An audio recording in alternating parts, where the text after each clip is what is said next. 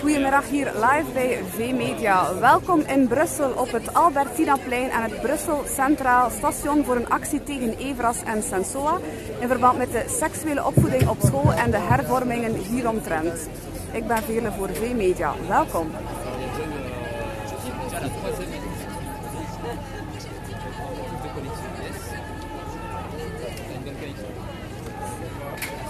Commence. Bonjour tout le monde. Chers amis, chers citoyens, chers parents, je suis vraiment très content de vous voir tous réunis aujourd'hui et ça fait du baume au cœur de voir des parents, des grands-parents et des familles réunies pour défendre l'avenir de leurs enfants. Je tiens à exprimer ma gratitude à toute personne qui est ici présent aujourd'hui. En tant que parents, nous protégeons nos enfants. Tout de même, nous partageons tout de même le souci et l'avenir de nos enfants. Il est temps de faire entendre notre voix.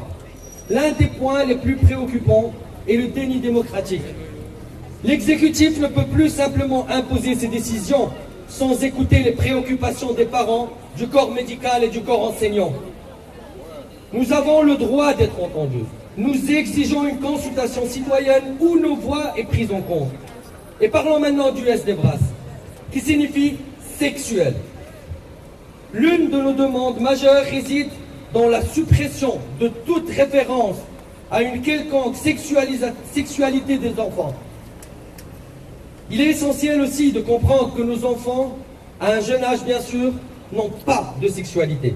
Nous exigeons une éducation qui respecte leur développement naturel, qui préserve leur innocence, leur enfance. Nos enfants méritent de grandir en toute quiétude et en toute sérénité, sans être précipités dans des sujets qui les dépassent. Et c'est ça le problème. Ce décret menace leurs droits et leur intégrité. Rappelons ici l'importance de la Convention internationale des droits de l'enfant qui affirme le droit et les devoirs primordiaux des parents dans l'éducation de leurs enfants, et il est important de défendre ces droits. Il est essentiel aussi de parler de certains responsables politiques qui lancent des accusations non fondées envers des opposants et des Evras, en prétendant qu'ils seraient responsables des incendies des écoles, en les comparant à des terroristes. Dans un état de droit comme le nôtre, il est impératif de rappeler que nous devons d'abord déterminer avec certitude qui sont les auteurs de ces méfaits, plutôt que d'accuser d'office d'honnêtes citoyens, parents, grands-parents, soucieux de bien-être de leurs enfants.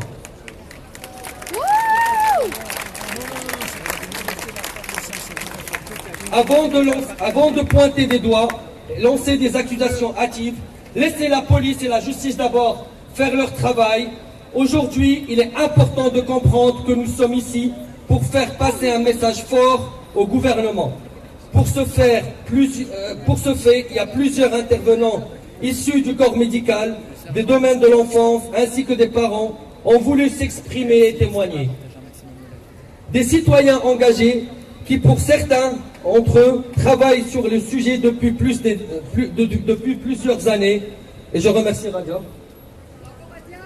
Mais aussi l'organisateur de cette manifestation qui est Collectif Citoyen et qui est un mouvement politique initié par l'ensemble des citoyens soucieux de l'avenir et surtout celui de leurs enfants.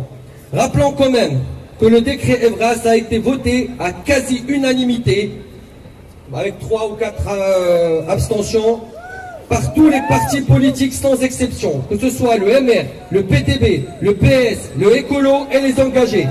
Ils se sont tous associés pour voter cette loi.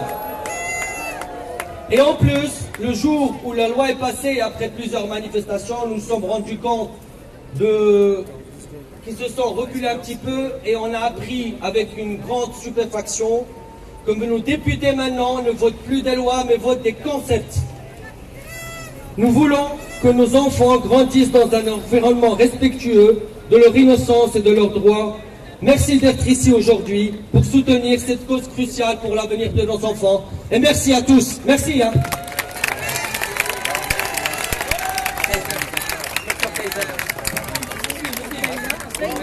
Ah oui, vas-y. Je vais laisser le micro pour Blaise Agnello. Merci.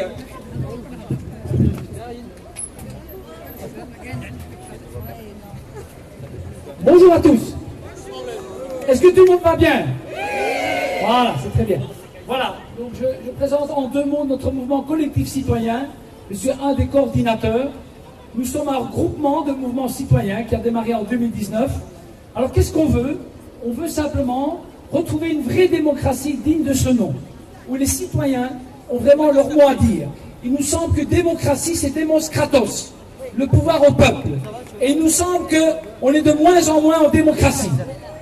Je pense que maintenant, il faut que les citoyens s'expriment, soient informés et prennent leurs responsabilités. On n'est pas des populistes, on est des citoyens qui voulons reprendre le destin en main. Voilà pour la petite présentation de Collectif Citoyen.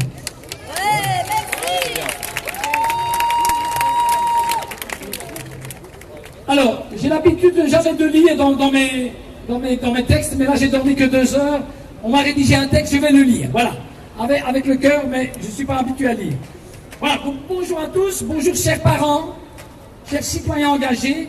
D'abord un grand merci pour votre présence. Est-ce qu'on m'entend jusque dans le fond? Ça va? Magnifique. Alors pourquoi on a voulu organiser cet événement? C'est important. Plusieurs raisons. D'abord, on part du constat qu'il y a un fossé qui grandit de plus en plus entre nos politiques et les citoyens. Toutes les études universitaires montrent que 70 à 80% des citoyens ne sont plus en harmonie, sont même en défiance avec notre système particratique. Dans une démocratie, la volonté des peuples doit être exprimée par leur politique. Ce n'est plus le cas, les citoyens n'y croient plus. Voilà. Donc ça, c'est un premier constat. Alors pourquoi aussi on est convaincu que la démocratie représentative est insuffisante? On ne peut pas aller voter tous les 5 ans ou 6 ans et puis dormir et nos maîtres décident à notre place. C'est plus possible. Voilà. Est-ce qu'on a voté pour l'Ukraine? Est-ce qu'on a voté pour le Covid? Est-ce qu'on a voté pour les grâces? Oui. Voilà. Eh bien, chaque fois qu'il y a des nouveaux sujets qui engagent la société, les citoyens doivent être informés et débattre, et nos représentants doivent appliquer la volonté des peuples. Voilà, ça c'est important. Alors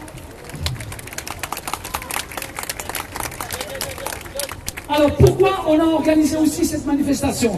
On veut une vraie place pour le débat et tous les vrais sujets de société. Est-ce que la Belgique est encore aujourd'hui une terre de débat et de compromis? Je pose la question, à chacun d'y répondre. On a choisi, suite au traitement médiatique du sujet de l'Evras, ainsi que des qualificatifs utilisés par les journaux ou même les politiques pour catégoriser ou à stigmatiser une partie de la population qui ne se reconnaît pas dans le décret. C'est pour ça qu'on organise cet événement. Voilà, ceux qui sont contre ne sont pas nécessairement stigmatisés. Un citoyen peut avoir droit au débat, pour ou contre. Les citoyens demandent du débat, de l'information autour de ce sujet, qui a un impact sur le futur et le développement de nos enfants. Ce n'est pas un petit sujet, c'est un sujet de société. Nous ici, collectif citoyen, on ne se prononce pas pour ou contre.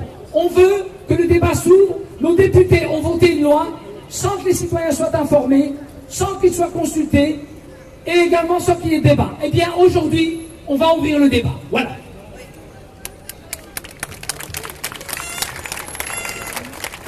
Alors, il est ici question d'éducation, de relations interpersonnelles et non d'une guerre idéologique pour former les futures générations selon un moule décidé entre quelques personnes. Nos enfants sont tout. Ils sont ce que nous laissons après notre départ. Ils sont la trace de notre passage sur Terre et les bâtisseurs de demain.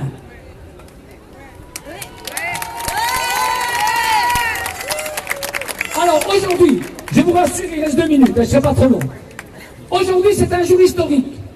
On veut faire entendre notre voix. C'est plus le cas depuis des années et des années en Belgique. Une démocratie, c'est pas ça. On vote et on se tait, c'est plus possible. On veut affirmer notre droit à être entendu. Et on rappelle humblement à nos élus que nous, citoyens, nous sommes tous les gardiens de notre démocratie, tous ensemble.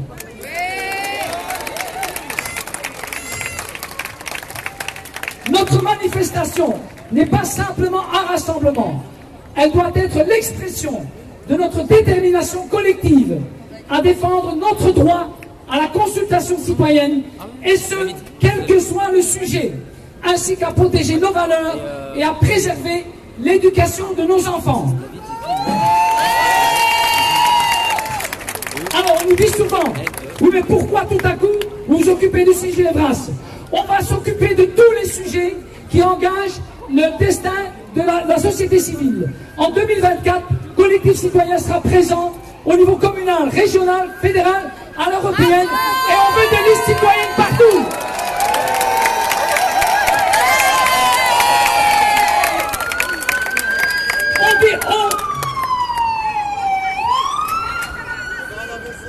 Je termine. On dit haut et fort que la démocratie doit être participative et que chaque citoyen a le droit de contribuer aux décisions qui le concernent. C'est quand même dommage de rappeler les fondamentaux de ce qu'est une démocratie. Est-ce qu'on est encore en démocratie? Je pose la question. Attention, ne nous laissons pas détourner de notre foi. On est ici pour la protection de l'enfance. Il y a un principe qui s'appelle le principe de précaution. C'est important, on ne peut pas faire tout et n'importe quoi avec nos enfants. Et la préservation de l'innocence. Alors, cette action aujourd'hui, cette action aujourd'hui est commencée grâce, et surtout grâce à vous tous. Elle va se poursuivre. C'est le début d'un travail citoyen, d'une marche citoyenne. Tous les sujets importants, Collectif Citoyen sera présent pour informer les citoyens et surtout débattre. C'est les citoyens qui doivent décider. Nous, on n'est qu'un intermédiaire à relais. Voilà, je termine. On doit devenir une force puissante. On doit travailler main dans la main. Il nous faut une démocratie vraiment participative où le citoyen doit pouvoir questionner toutes les choses importantes de société. Voilà. Tous ensemble déterminés, on est le changement et on veut vouloir voir ce changement venir dans la société. Voilà, tous ensemble, on va marcher vers un avenir. Grand merci à tous et je dis merci aux associations partenaires qui ici vont témoigner et grand merci à vous. Oui, Raoul. Je vais juste dire une petite phrase. Et j'aimerais que tout le monde dise la même chose en même temps. Nous devons nous faire entendre par tous les parlements, par le Parlement européen, etc. En démocratie, c'est le peuple qui décide. Et alors, je vais poser la question. Et vous allez me dire, c'est le peuple qui décide. En démocratie, qui décide? C'est le peuple qui décide. Un peu plus fort. C'est le peuple qui décide. Oui, il faut que ça soit entendu partout. C'est le peuple qui décide. Merci les amis. En démocratie, c'est le peuple qui décide. Retenez ça. C'est le peuple qui décide. C'est le peuple qui décide. C'est le peuple qui décide. C'est le peuple qui décide. C'est le peuple qui décide. C'est le peuple qui décide. C'est le peuple qui décide. Merci, merci.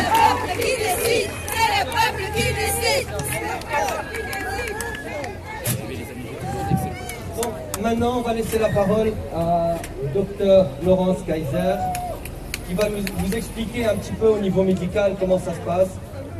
Et...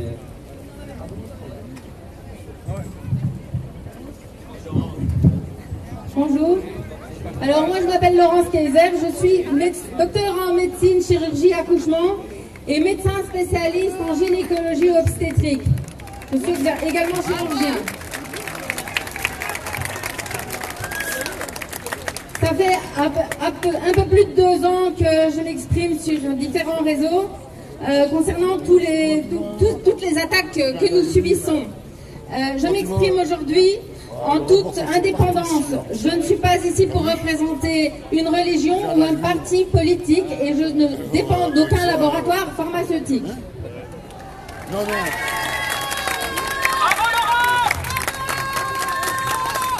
Le fait qu'il y ait si peu de gens aujourd'hui, parce Parce que c'est vrai, c'est bien, on est là. Mais on devrait être 1 million, et même plus. Le fait qu'il y ait si peu de gens aujourd'hui, c'est parce qu'on nous a conditionnés à l'obéissance depuis qu'on est tout petit. Et depuis que nos parents sont tout petits, nous avons appris à respecter et écouter les figures d'autorité, les policiers, les enseignants, les médecins. Nous obéissons sans réfléchir. Nous avons délégué absolument toutes les parties importantes de nos vies à d'autres que nous. Nous avons donné la santé aux médecins. Nous avons donné la responsabilité de l'éducation de nos enfants à l'éducation nationale, qui devrait être l'instruction publique et non l'éducation. Nous avons délégué notre sécurité à d'autres. Nous avons finalement abandonné nos droits. Et c'est pour ça qu'on en est là aujourd'hui. Ce qu'il faut vraiment comprendre, c'est que nous n'avons pas à lutter contre des gouvernements. Le problème est bien plus haut que ça. Le problème, c'est que les riches de ce monde ont déclaré la guerre au peuple. Ils ont déclaré la guerre aux pauvres que nous sommes.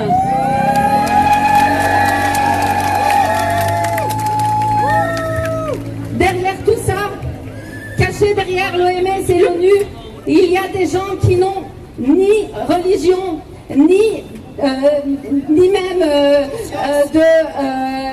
de pays. Ils n'ont pas de nationalité, ils sont partout et nulle part à la fois. Ils ont les moyens que nous n'avons pas, croient-ils. Parce que nous avons le nombre. Nous sommes des milliards sur cette planète. Et eux, les vraiment très très riches, ils sont une petite poignée, 300-400, pas plus. Le reste sont des gens corrompus, des gens dont on a lavé le cerveau, des gens dont on a lavé le cerveau parfois quand ils étaient tout petits.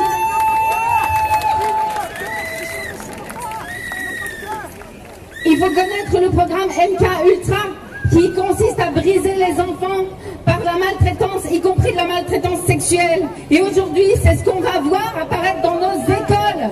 Ils veulent mettre la main sur nos enfants pour les détruire.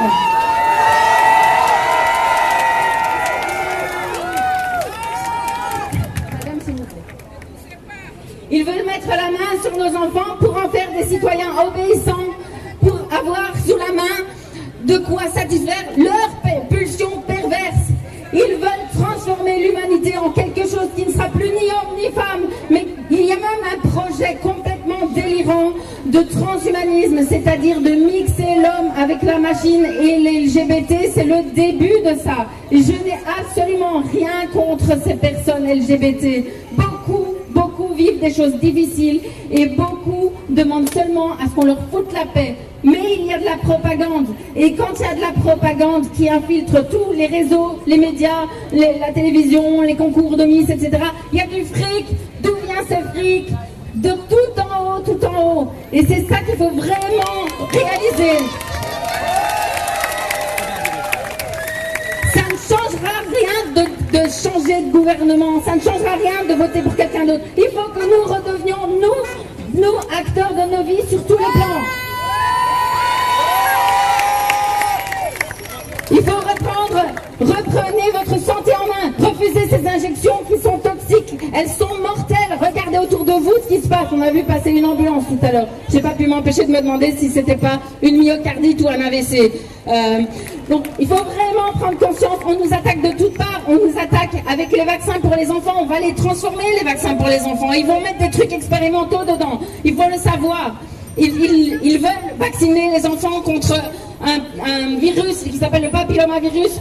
Et ce vaccin protège contre 9 des 200 virus. Ça ne sert à rien ce vaccin. Mais qu'est-ce qu'ils ont mis dedans? C'est toujours les mêmes qui fabriquent ça. Les fabricants de médicaments ne veulent pas qu'on soit en bonne santé. Ils veulent qu'on soit malade. Ils amènent dans la société beaucoup de problèmes au niveau santé. Vous voyez qu'il y a de plus en plus d'allergies, de plus en plus de maladies auto-immunes. Posez-vous des questions. D'où vient cette épidémie d'autisme? Il faut vraiment se poser des questions. Qui fabrique les vaccins et pourquoi? Qu'est-ce qu'on nous veut? Reprenons en main notre santé, notre sécurité, l'éducation de nos enfants. Redevenons des citoyens actifs partout sur la planète. Ils vont essayer de nous séparer. Ils l'ont fait depuis le début. La première mesure anti-Covid, ça a été quoi? Ça a été d'attaquer le lien à l'autre. Ils nous ont enfermés et on a obéi. Il faut désobéir. La désobéissance civile est un devoir. C'est un droit et c'est un devoir quand les lois sont mauvaises. Ils ont attaqué le lien et vont essayer de nous séparer. Peu importe quel est le nom du Dieu qu'on prie, ou même si on prie aucun Dieu, nous partageons des valeurs, nous sommes des êtres humains et nous avons tous le droit d'être sur cette planète.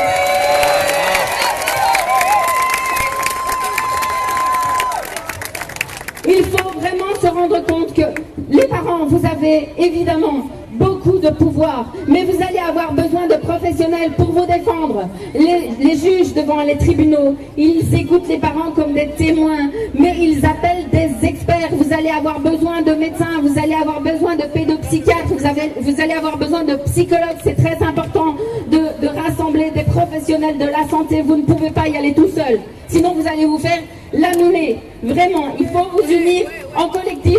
Et il faut avoir des avocats, mais il faut aussi vous mettre en lien avec les professionnels de la santé. C'est indispensable. À l'international, nous faisons des grandes alliances pour le moment entre pédopsychiatres, psychologues, une gynécologue, c'est moi. Mais il y en aura d'autres, Et donc on va vous aider, mais venez vers nous. Mais ne vous laissez pas effrayer par les étiquettes. Anti-vax, complotistes, d'extrême droite, musulmans intégristes, catholiques, on s'en fiche de ça. Nous sommes des êtres humains et nous aimons nos enfants.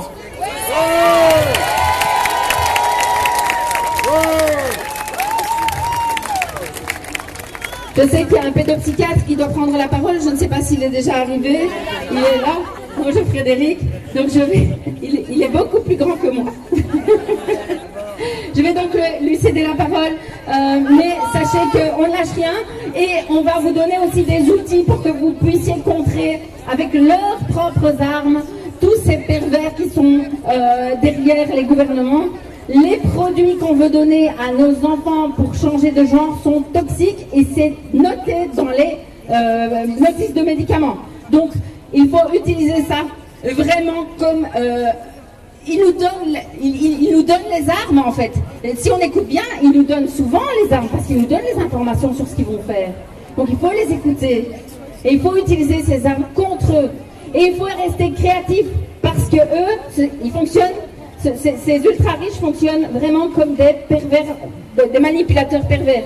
Et ce sont des personnes qui attaquent toujours de la même façon.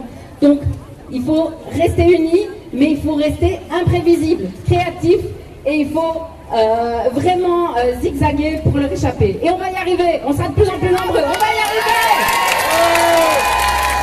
Pour nos enfants, pour nos enfants, pour nos enfants, pour nos enfants, pour nos enfants, pour nos enfants, pour nos enfants, pour nos enfants.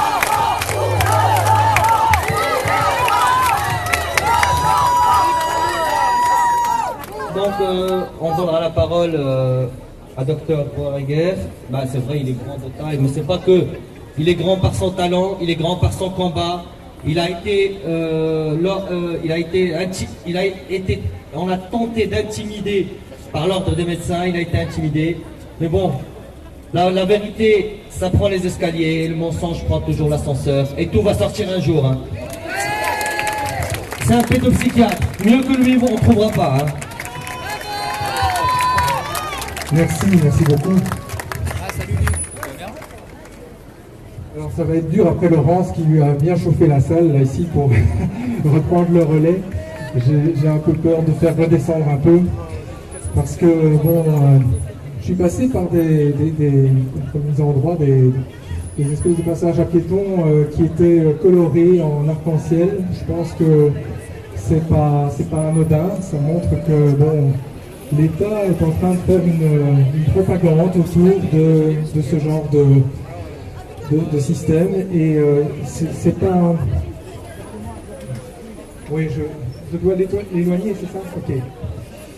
Alors vous avez probablement lu la presse, la RTB, hein, qui n'hésite pas à diffamer et à dire des mensonges. Je ne reviendrai pas sur l'article qui diffame, mais on va pas savoir répondre à tout, on va tenter. Hein. Mais avant, ils avaient sorti un premier article. La RTB, qui est donc subventionnée par l'État, reprend ce que les opposants reprochent à l'Evras et tente de rassurer la population. Donc, malheureusement, on relève quelques anomalies dans leur article. L'article dit que ça existe depuis 10 ans et que rien ne changera avec le guide, qui n'est qu'un repère, mis à part le fait que l'Evras sera obligatoire et généralisé, au lieu d'être dispensé uniquement dans 20% des écoles. Eh bien, c'est justement ça qui nous inquiète, parce que déjà, on a plusieurs témoignages qu'on a recueillis, et si vous allez sur le site que nous avons créé avec notre collectif, Sauvons nos enfants, il y a des enfants et des parents qui sont déjà choqués des passages à l'acte sexuel entre enfants, et donc on voit déjà les résultats de ce genre d'éducation à la vie relationnelle, affective et sexuelle.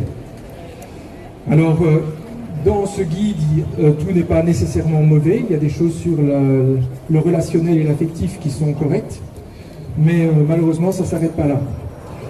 La partie de l'Evras qui traite d'autres choses que la sexualité n'est pas critiquée par notre association. On pense même que c'est une partie qui mérite d'être maintenue. Par contre, le guide qui se veut un repère parle bien de sexualité, de masturbation, de pornographie, et donc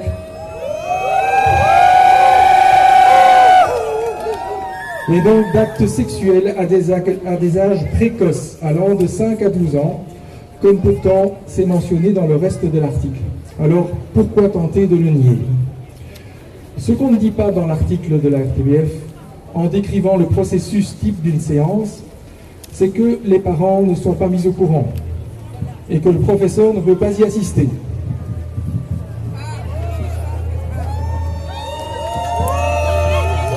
C'est injustifiable. Ça constitue un défaut de transparence, mettant ces animations en porte-à-faux par rapport à l'article 24 de notre Constitution, qui indique que la communauté organise un enseignement qui est neutre. La neutralité implique notamment le respect des conceptions philosophiques, idéologiques ou religieuses des parents et des élèves. De même, parler de consentement en matière de sexualité à un enfant de 9 ans, ce n'est pas admis dans la loi. C'est l'article 417.6 du Code pénal qui dit qu'un mineur qui n'a pas atteint l'âge de 16 ans accompli n'est pas réputé avoir la possibilité d'exprimer librement son consentement. Les libellés des thèmes semblent propres, mais c'est dans les détails des contenus que ça change. Il est spécifié dans cet article que l'on n'aborde que les questions que les enfants soulèvent. Donc, si je comprends bien, si un enfant de 8 ans a été confronté à de la pornographie et on parle devant les autres lors de ces animations, c'est toute la classe qui va devoir entendre ce que l'animateur va répondre. Est-ce que les autres y ont consenti? Il est évident que le risque d'amener des contenus inappropriés pour les enfants de manière collective est bien présent. On rappelle dans l'article que les animations concerneront la 6e primaire et la 4e secondaire. D'abord, il faut remarquer que le fait de démarrer en début de puberté et avant les premières relations sexuelles, c'est louable et de bon sens, mais en lisant le guide, on remarque que tous les âges ont été envisagés. C'est-à-dire qu'il y a bien l'intention d'étendre aux plus jeunes. Nous avons déjà assisté à cette technique qui consiste à faire passer petit à petit les mesures l'une après l'autre, en commençant par les plus faciles à admettre. D'autre part, si le guide était de fait si irréprochable et important, pourquoi se contenter de n'en faire bénéficier qu'une partie des enfants qui seront concernés in fine?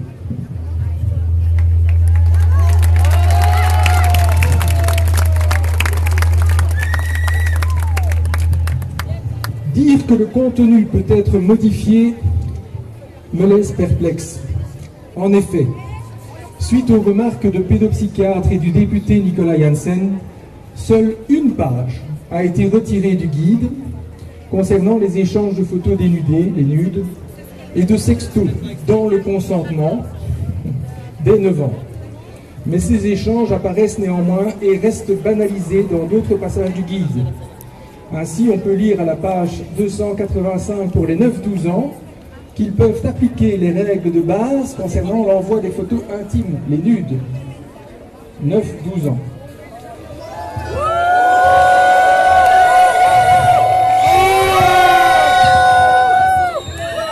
À la page 288, qu'il faut reconnaître que les sextos ne sont pas une pratique problématique s'ils sont faits en accord, dans le respect et la confiance avec l'autre.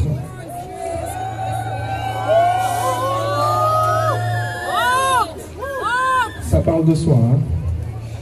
Selon l'article de la RTBF, les animations Evras ne visent qu'à compléter l'éducation des parents.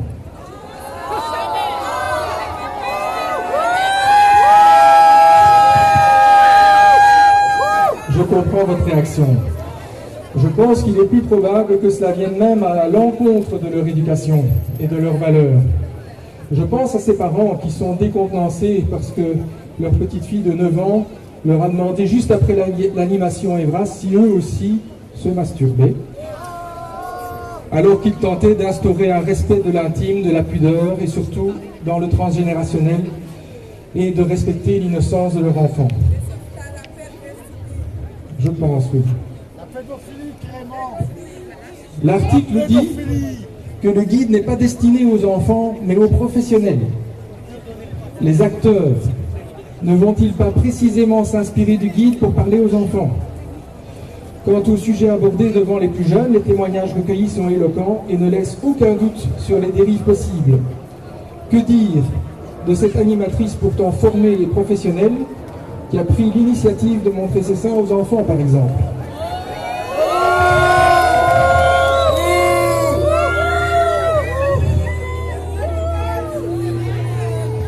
En prison! Nous lisons dans l'article que la masturbation est une thématique qui s'adresse aux enfants de 12-14 ans.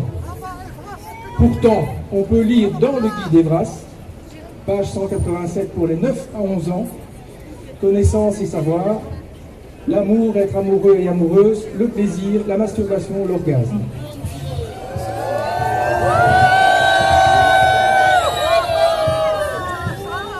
Et pire, page 202 pour les 5 à 8 ans.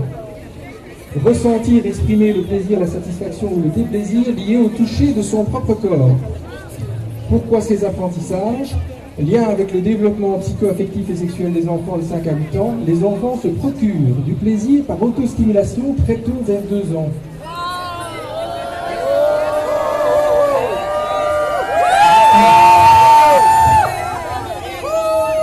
Vous faites bien de réagir, parce que c'est absolument faux.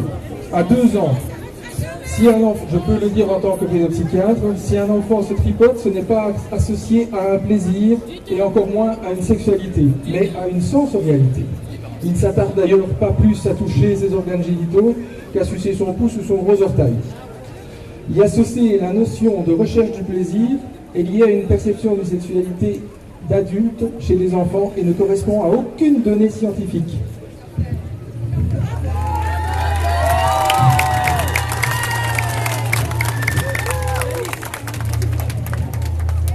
Le risque de cette confusion dès le plus jeune âge, c'est de favoriser, voire légitimer les approches de prédateurs.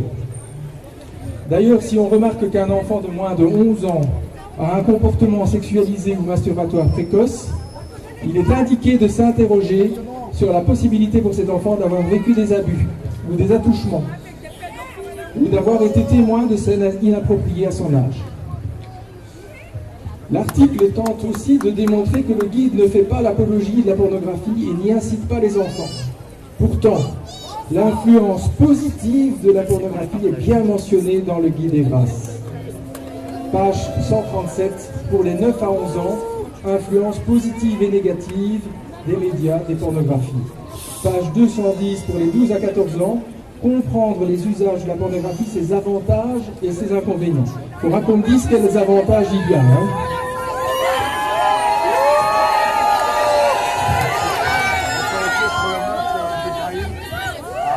Alors, dès lors qu'un adulte parle à des enfants de ce genre de sujet, ça a un effet possiblement effractant, c'est-à-dire ça peut provoquer un trauma, surtout chez des enfants qui sont encore en phase de latence et qui ont besoin de mettre à distance ce genre de contenu pour pouvoir poursuivre leur développement psycho-affectif. Ça a aussi un effet excitant et la curiosité de l'enfant fait le reste. Donc si on parle de ce genre de contenu, il est possible que même les enfants qui n'ont pas eu accès à ce genre de choses vont être curieux et vont aller voir. Donc c'est une incitation, rien de plus. Nous le rappelons, si l'un des enfants aborde un thème devant le reste de la classe, tous les autres sont concernés, qu'ils aient ou non consenti.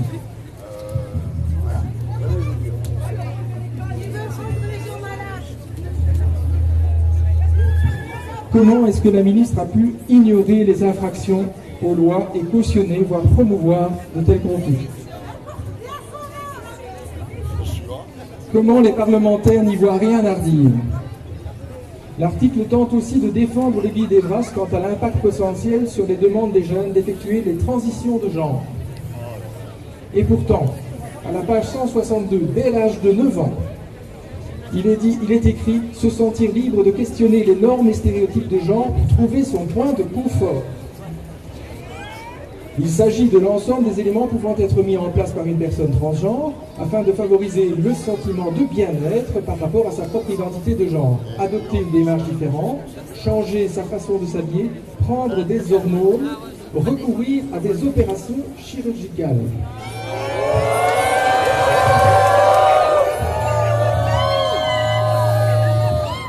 Il nous semble évident que si l'on met dans la tête d'un enfant de 9 ans qu'il est possible que son genre perçu ne corresponde pas à son sexe biologique, ça risque de déstabiliser la construction de son identité et de créer une suggestion de passage à l'acte à un âge où se sentir mal dans sa peau est plutôt courant à la préadolescence. Et on assiste d'ailleurs à une augmentation des demandes de transition de genre chez les jeunes depuis 2017. Il y a également des procès de personnes qui ont transitionné sous influence et qui souhaitent détransitionner.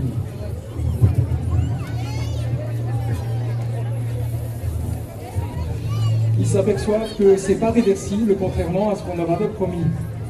Ces transitions sont associées à de grandes souffrances, ce qui n'est pas non plus évoqué.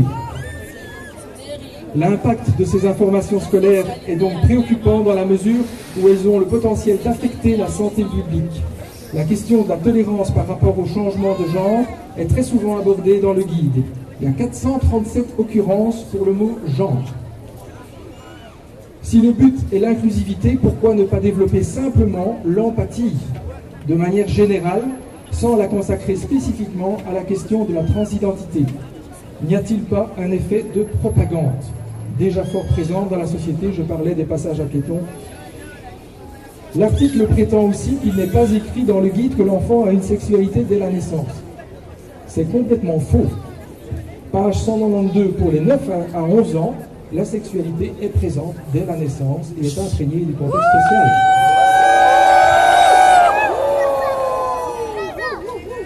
Et page 202, référence 50, qui a déjà été évoquée, renvoie à un article canadien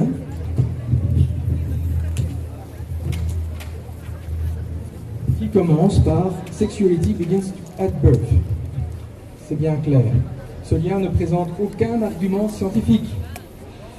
Et on rappelle que c'est non seulement faux, mais une source de confusion de langage qui est connue par plusieurs pédopsychiatres et qui a été renseignée. Considérer une sexualité dès la naissance, ça implique de permettre aux adultes de présenter trop tôt un contenu sexualisé à un âge où la maturité neurodéveloppementale ne permet pas de l'intégrer. Ça a donc un effet effractant et peut aussi conduire à une hypersexualisation précoce des enfants, très profitable aux pédophiles.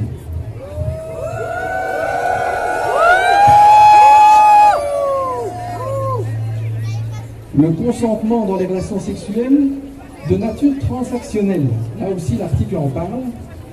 Une fois de plus, on se réfère à la loi qui dit qu'il n'y a pas de consentement possible avant 16 ans et que c'est quand même relativement dangereux de mettre dans la tête des enfants sous cet âge qu'il pourrait y en avoir un, sous peine de les mettre en danger d'une sexualité précoce et, encore une fois, d'être des victimes de gens mal intentionnés.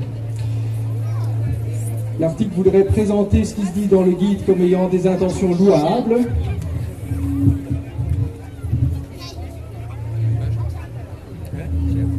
Pourtant, la réalité du texte est on ne peut plus claire. Il s'agit bien de parler à des enfants de moins de 16 ans de la possibilité de consentir à des relations de nature transactionnelle. L'article finit en disant l'importance du consentement est aussi affirmée par les nombreuses récurrences de ce mot et dès le plus jeune âge. N'est-il pas possible d'apprendre à dire non, tout simplement, sans évoquer la possibilité de consentir pour des enfants qui n'en ont pas l'âge? En termes de communication et de psychologie, ça paraît évident, mais le but est peut-être autre. Alors certes, la pression sur les gouvernements est forte, étant donné que cette directive concorde avec celle de l'OMS. Mais il nous paraît important, en termes de santé, de garder nos capacités de discernement dans chaque pays. Il n'y a pas que la Belgique. Et ailleurs, ça va bien plus loin. En Allemagne, par exemple, en France, de garder aussi notre souveraineté afin de pouvoir décider si oui ou non ces directives doivent être appliquées en fonction du bon sens, de l'avis de spécialistes de la santé, pédopsychiatres et de la démocratie. Merci de m'avoir écouté.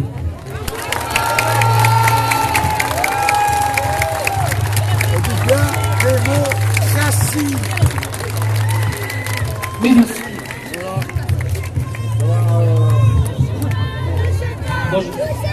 Touchez pas nos enfants, touchez pas nos enfants, touchez pas nos enfants, touchez pas nos enfants, touchez pas nos enfants, touchez pas nos enfants, touchez pas nos enfants, touchez pas nos enfants, touchez pas nos enfants, touchez pas nos enfants, touchez pas nos enfants. Je passe le micro à Radia, je pense que la plupart ici la connaissent. La RTBF a fait le sale boulot pour elle. Ouais, mais celui-là, il gueule un peu plus fort que le tien. Hein? Ça devrait aller? Allô? Allô, allô? Bonjour. Bonjour tout le monde. Je suis une islamiste. Vous avez entendu la fatwa de la RTBF? Vous avez entendu notre Mollah Manuel du groupe Résistance? Vous avez entendu l'association Yallah avec Madame Jamila Ben Habib? Nous sommes islamistes, nous disent-ils. Alors c'était prévu que je fasse un discours. Et j'étais fatiguée. Et puis en ayant réfléchi déjà au discours que j'avais fait la dernière fois, apparemment j'en ai traumatisé beaucoup. Donc je vais vous expliquer ce que je fais. Je m'appelle Radia Oulepsir, ça fait 23 ans que je vis en Belgique, je suis d'origine franco-algérienne. J'ai mon association qui s'appelle le Cercle de la Boétie, que j'ai ouvert et que j'ai fondé en 2020, c'est-à-dire à peu près il y a 3 ans, pour m'occuper donc de la jeunesse, d'une école de devoirs, d'un lieu intergénérationnel autour des livres, de la bibliothèque, non loin de la rue Neuve. Avec la crise du Covid, nous n'avons pas pu garder nos lieux où nous avions à peu près 2000 mètres carrés, que je prenais sans subvention mais sur mes deniers propres. Et donc maintenant, comme j'avais annoncé à la manifestation précédente, qu'on laissait une semaine au gouvernement, c'est-à-dire jusqu'au 25 septembre, pour nous enlever le décret, on va continuer, on va faire ce qu'on a dit.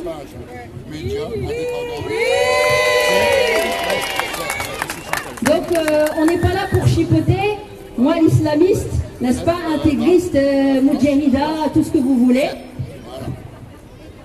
On n'est pas là pour rigoler, donc on va vous parler vite fait du travail que j'ai fait en faisant de la veille à peu près pendant 8 ans, depuis 2015.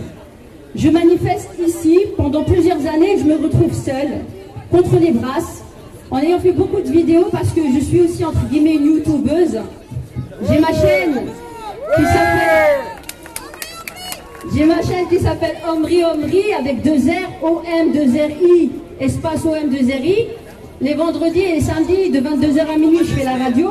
On parle autour de l'islam, mais pas que de l'islam. On parle à vous la parole sur les sujets sociétaux qui nous concernent tous. Et c'est un espace de dialogue sans censure. Et donc, m'étant intéressé très tôt à la question de l'Ebras, je vais vous faire un petit peu l'anamnèse de qui est derrière tout cela. Donc, on sait très bien qu'il y a eu un travail qui a été fait par des associations allemandes qui ont fait en sorte de faire du lobbying auprès de l'OMS pour faire de la standardisation concernant les droits sexuels, l'homogénéisation autour de la sexualité des Européens en 2010. Donc c'est resté en langue d'origine, c'est-à-dire en langue allemande, et ça a été traduit par une association suisse en français en 2013. De là, la Fédération Wallonie-Bruxelles a adopté la circulaire 4550 qui se base sur les standards de la sexualité des Européens en Europe, standards de l'OMS Europe. Alors, dans cette circulaire 4550, ayant été faite donc en 2013, il est stipulé par la Fédération Wallonie-Bruxelles que tous les niveaux d'enseignement sont concernés. Le réseau libre, subventionné, le réseau, tous les niveaux, c'est-à-dire de la maternelle, le fondamental, le secondaire, supérieur, tous les niveaux sont mis dans cette circulaire 4550. Le protocole 2013 qui a été fait qui a été signé par M. Rachid Madran, que l'on salue pour être devenu le nouveau président du Parlement bruxellois, qui a été signé par Mme Fadela Lanan, et tant d'autres d'ailleurs. Non, le PS quoi, voilà. Et Écolo aussi. Mais bon. Alors, que disait ce protocole à la base? Que disait-il? La question de fond est de savoir qui éduque, qui instruit. Les prérogatives de la neutralité de l'enseignement sont fixées d'abord dans des décrets concernant la neutralité de l'enseignement qu'ils doivent respecter au sein de l'école. Et c'est-à-dire, on parle de l'instruction et des droits aussi des parents. Doucement, doucement, ils ont fait différents décrets au niveau de l'enseignement et au niveau de la neutralité de l'enseignement pour voler une partie de l'éducation aux parents. Il faut comprendre le fond de l'Ebras. Qui est derrière? Dans le protocole 2013, il est dit que les directions d'établissement sont toutes obligées de mettre en place ce protocole à la mesure de leurs moyens et des moyens qui allaient être dégagés par la suite. Qui était aux manettes à cette époque-là? C'était Madame Céline Frémaux. Elle a fait des enveloppes en 2014 de 300 000 € en augmentant l'offre d'Ebras avec des acteurs extérieurs pour aider les établissements à mettre cela en place graduellement. L'enseignement maternel et primaire, de 2013 à 2023, était impliqué dans cela. C'est-à-dire que les parents n'ont pas été concertés, mais ont donné des cours d'éducation sexuelle à vos enfants pendant ce temps-là. Or qui sont les premiers éducateurs? Et qui cherche à se substituer? Alors, l'Ebras est devenu un enjeu pour beaucoup d'associations externes. Local est derrière tout ça, avec les lobbies LGBT, tels la Rainbow House, les maisons arc-en-ciel, les lobbies ultra-féministes, tels que les centres de planning familial, je ne sais pas comment on dit en français, au niveau d'instruction, je ne sais plus, pardon. Donc l'instruction, les dictées, on a dit bye-bye, on ne sait plus lire, et puis on débilise nos enfants par la sexualité. Et on nous prend le prétexte de dire, attention, il faut les préserver de la pornographie et de tout le mal. Mais faites-nous un décret contre la pornographie si vous vous dites féministe.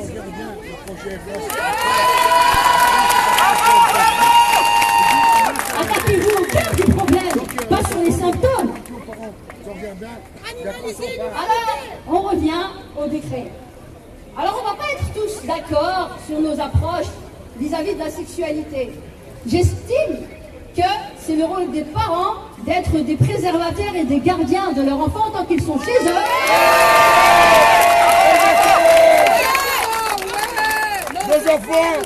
Nos enfants n'appartiennent pas à l'État, appartiennent aux parents. Si on est capable de dire aux parents que vous êtes responsables de vos enfants jusqu'à leur majorité lorsqu'ils font des dégâts et que vous payez la note au niveau pénal, est-ce que la FEB va payer la note avec nous? Mais par contre, pour s'occuper des entreprises de nos enfants, là, nous sommes... Alors, chacun doit connaître sa place.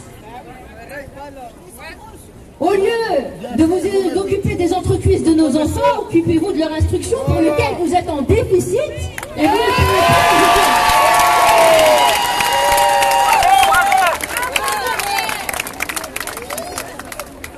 Alors je reviens sur 2013. Il était donné dans la prérogative des directions d'établissement de mettre cela graduellement en place. Ils avaient donc fait appel à plusieurs associations externes. Vous avez les lobbies LGBT, le CAL, les plannings familiaux, le PMS, qui faisaient, ou qui font toujours, de la soi-disant prévention et de l'éducation sexuelle. Le terme EVRAS n'existe que depuis 2012, pas avant. On faisait des prérogatives de la prévention sous une autre forme. Avant, ça s'appelait les VAS, ça s'appelait EVRA, mais ça s'appelait pas EVRAS. Une audio du CAL en 2014 dit clairement qu'elle était faite autour de l'éducation sexuelle. Mais on s'en fout du relationnel et de l'affectif. C'est le sexuel qui nous importe.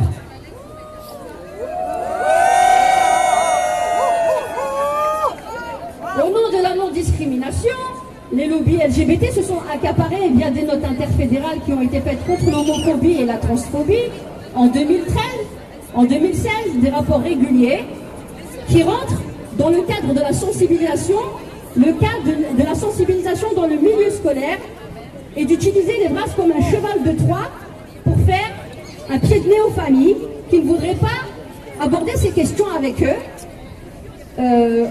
au sein de leur foyer et qui n'estiment tout simplement pas qu'on n'a pas besoin d'aborder ces questions-là quand on est primaire ou en maternelle, en primaire. Il faut leur laisser le temps de grandir. Or, on nous fait un pied de nez sous couvert de non-discrimination des lobbies LGBT. Je fais toujours la distinction entre les homosexuels et les lobbies LGBT, parce que les homosexuels, pour peu que j'en connaisse, déjà j'en connais, ne se reconnaissent pas directement dans les revendications qu'ils font. Ils trouvent qu'ils abusent. Et nous aussi. Bravo! Donc votre liberté, sous couvert de non-discrimination, aurait donc le droit d'empiéter sur notre droit primordial, sur nos enfants pour des enfants que vous ne faites pas. Nous sommes parce que nous sommes face à des militants, il faut bien le comprendre. Hein.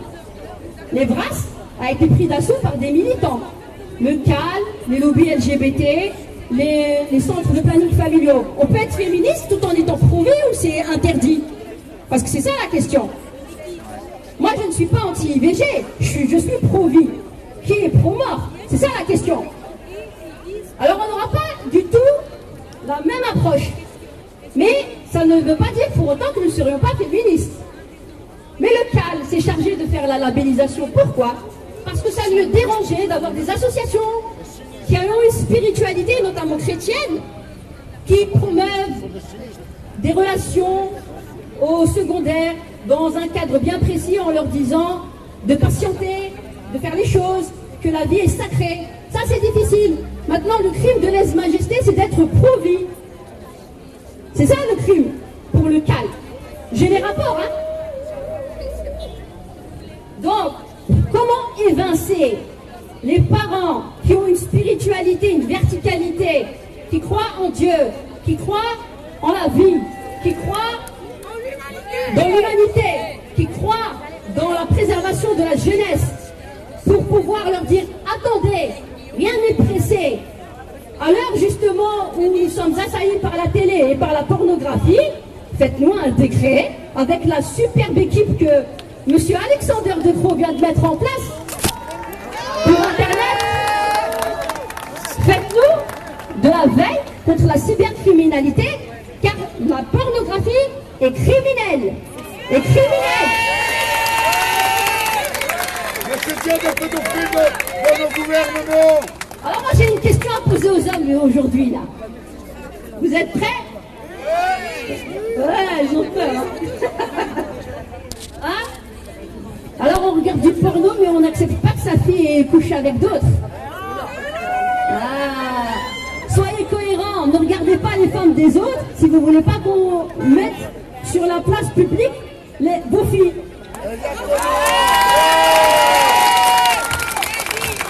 Je suis islamiste, alors il faut bien que je rentre dans le moule. Hein. J'ai reçu la fatwa de la RTBF et du Mollah Manuel. Alors vous savez que le terme islamisme, parce que moi je m'intéresse beaucoup à la philosophie, à l'histoire, au cercle de la Boétie, le terme islamisme au 19e siècle et en début du 20e siècle avait une connotation très positive, par exemple pour Ernest Renan ou Hans Kung. Ensuite, avec ce qu'on a reçu, avec les dégâts qu'il y a eu dans les années 90, 90, ce qui s'est passé en Algérie notamment, en Afghanistan et partout, cette connotation, elle est complètement galvaudée. Mais c'est clair que c'est légitime pour beaucoup d'avoir peur. Je le comprends, je le conçois.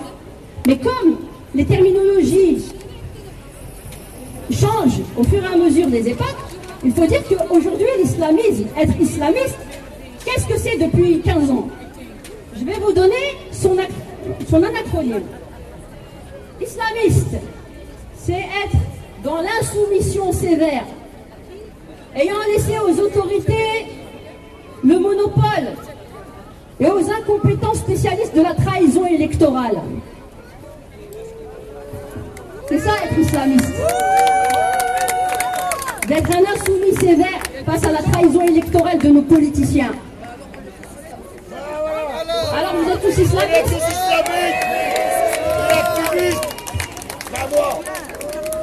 Le Robert 2023 aujourd'hui. Ça va être ça la nouvelle définition.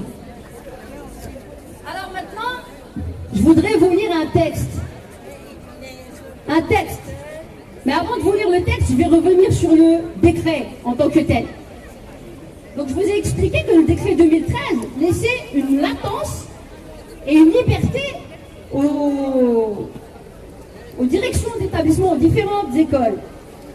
Avec 2023 et la bataille que mènent les lobbies LGBT pour la labellisation, pour rentrer parmi les acteurs principaux gouvernementaux, on a labellisé les lobbies LGBT, la conception du CAL, la conception ultra-féministe, ensemble, dans les brasses. Ce sont des lobbies qui se sont accaparés la question de la labellisation pour virer toutes les autres conceptions et veulent faire de l'éducation à notre place, en complémentaire. Mais en complémentaire, est-ce qu'ils nous ont demandé la permission? Est-ce qu'on a eu le droit au chapitre? Je vous rajoute ce qu'il y a dans le décret 2023. Dans le décret 2023, il est obligatoire maintenant, même pour les directions d'école, de ne plus s'occuper réellement de la question de l'EVRAS en termes de labellisation, parce que c'est le gouvernement qui se substitue à l'école et qui veut rentrer aussi l'EVRAS dans le projet d'établissement. Le terme EVRAS, ce que vous avez signé comme contrat avec l'école dans le projet d'établissement en posant vos enfants à l'école, veut se substituer en le gravant dans le marbre dans le projet d'établissement. Et ils envoient ceux qui labellisent au nom du gouvernement, c'est-à-dire que même la direction d'école n'a plus rien à dire. Sans comptant, Voilà ce qu'on nous fait. Maintenant, le vrai bras de fer et la vraie bataille et la vraie guerre, c'est de savoir qui a l'autorité parentale ici. Qui a l'autorité parentale? Qui est souverain? Ah, j'entends rien. Les parents, les parents, les parents, les parents, les parents, les parents, les parents, les parents, les parents, les parents, les parents, les parents, les parents. Alors on fait ce qu'on a dit la semaine dernière, enfin au 17, la manifestation du 17, j'avais dit au gouvernement que j'allais les judiciariser. C'est en cours.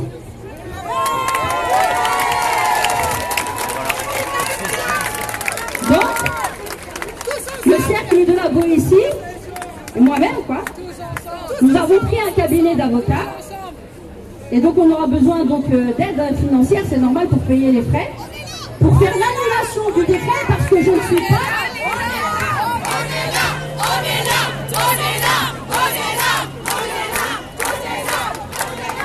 L'annulation du décret, faut même pas discuter. Le guide des bras, c'est poubelle.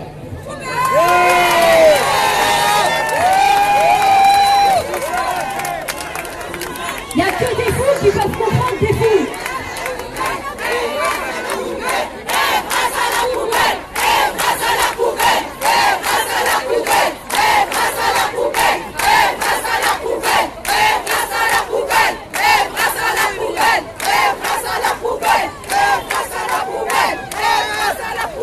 Oui, à l'éducation sexuelle en concertation avec les parents et pas avant l'âge de 15 ans.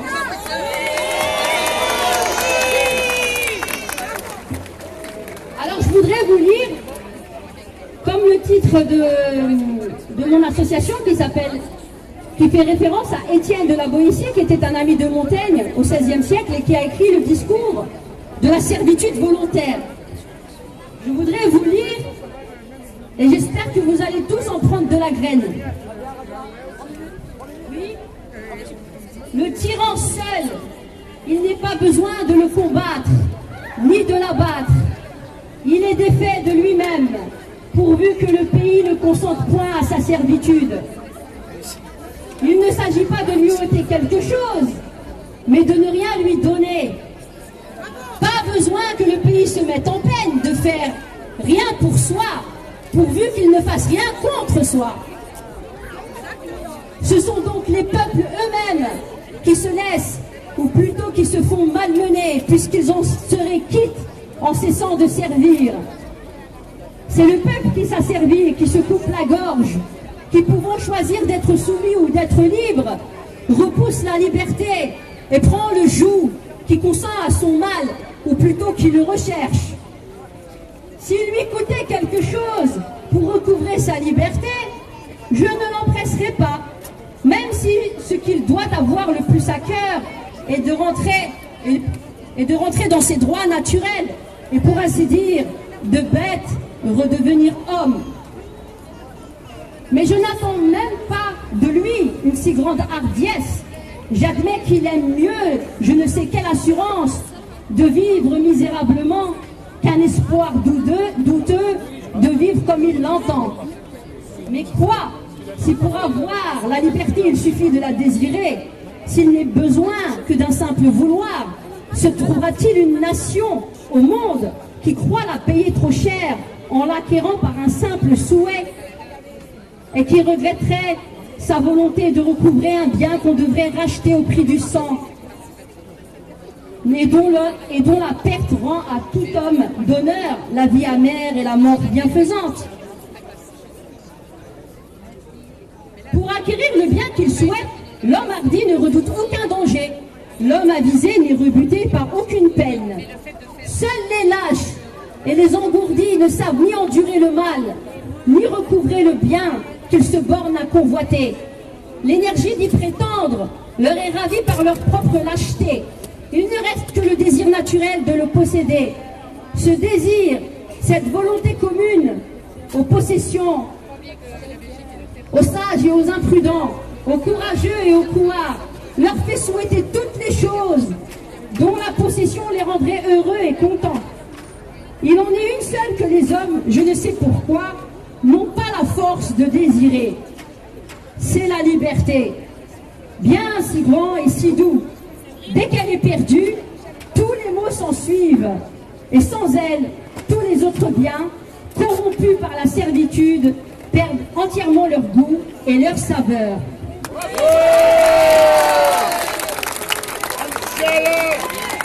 Lydie, tu as introduit la personne suivante.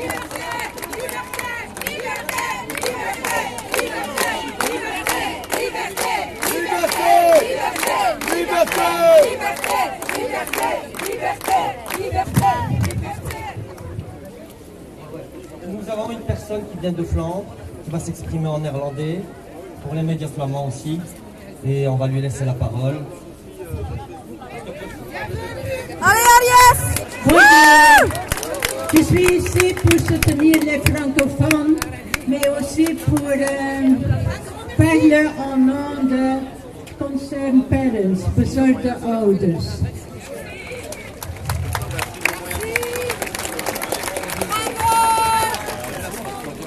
De situatie.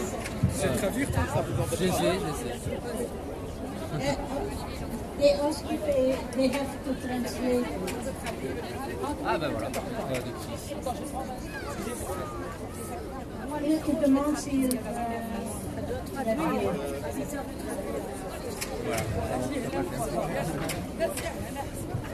voilà les amis, bah, plus de calme, parce que c'est voilà, il y a beaucoup de prise de parole forcément.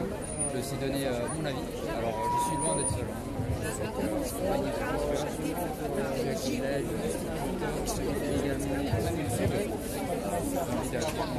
De situatie in Vlaanderen is ietsjes anders.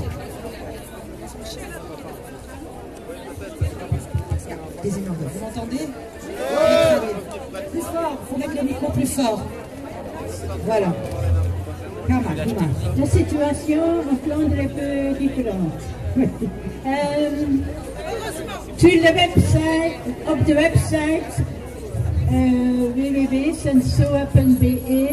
Sur le site sensoa.be. Daar zijn er leerplannen en didactisch materiaal die de leerkrachten mogen gebruiken. On peut y trouver du matériel didactique que les parents et tous les enseignants peuvent utiliser. Maar het is niet verplicht. Het is aan de scholen die bepalen of zij deze programma's oppakken of niet. Ce n'est pas obligatoire, les écoles peuvent choisir de suivre le programme ou pas. Maar Sensoa heeft gevraagd aan de minister van Onderwijs, Ben Wijts. Mais Sensoa a demandé au ministre flamand de l'enseignement, Ben Wijts, of zij meer ondersteuning mogen hebben om de leerkrachten te ondersteunen en om in alle klassen en om in alle scholen binnen te kunnen geraken.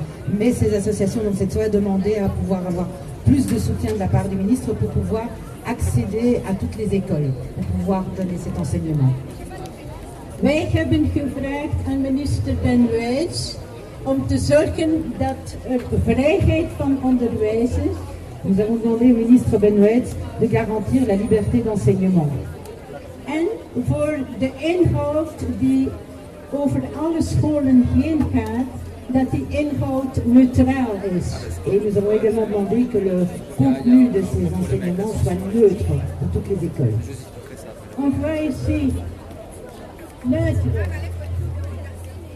philosophique, idéologique et religieuse. Voilà, madame fait référence à l'article 24 de la Constitution belge qui parle entre autres de cette neutralité. Dus in de grondwet staat dat het onderwijs neutraal moet zijn. La Constitution dit que l'enseignement doit être neutre. En moet rekening houden met de levensbeschouwing en van de ouders en de leerlingen. Et qu'il faut tenir compte donc des convictions des familles. Sensoa is...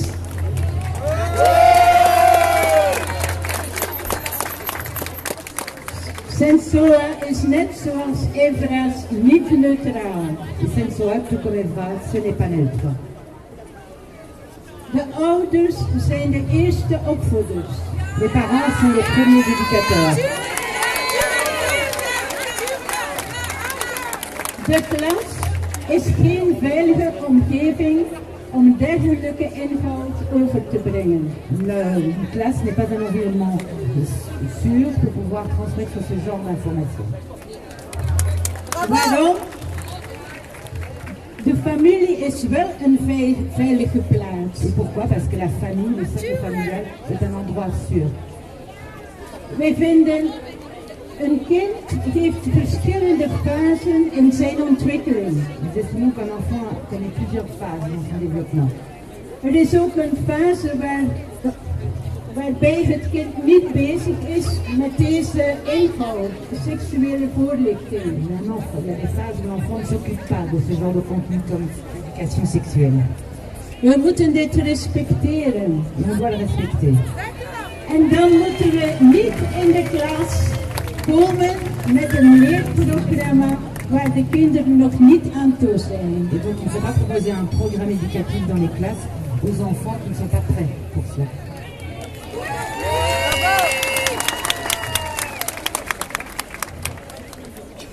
Sensoa zegt dat een mens, een kind, een seksueel wezen is vanaf de geboorte.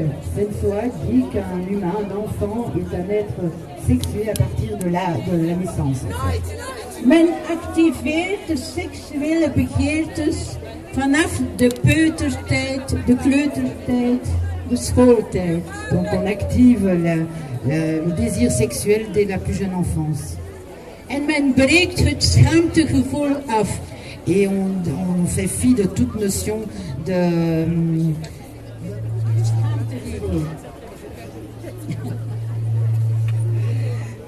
de pudeur, voilà, merci. J'ai eu un petit blocage. Oui.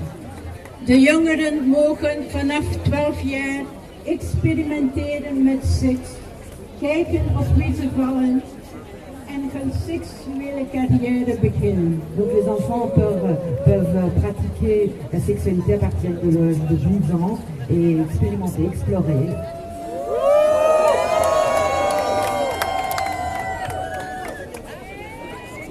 Voor Sensoa moet seksualiteit niet gebeuren binnen een vaste relatie. Pour Sensoa estime que la sexualité ne se vit pas au sein d'une relation stable. En dat kan nare gevolgen hebben. Dat jongeren in relaties, ongezonde relaties komen, die hen tekenen voor hun verdere leven. Ça peut avoir des conséquences malsaines, mais les jeunes peuvent vivre une vie sexuelle qui peut avoir des conséquences négatives plus tard.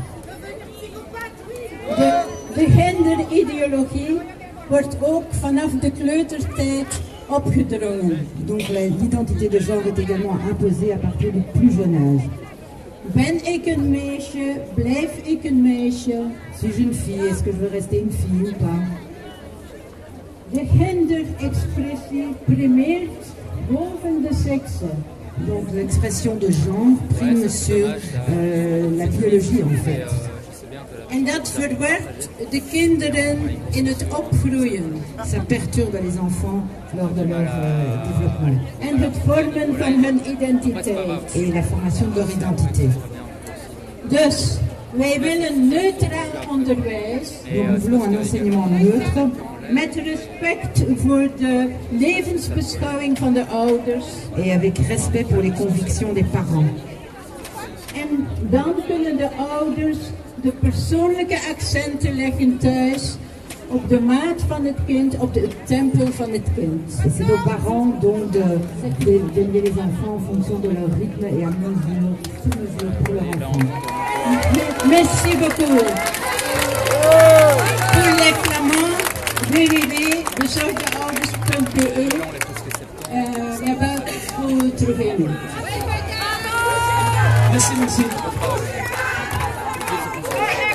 Voilà, on va introduire.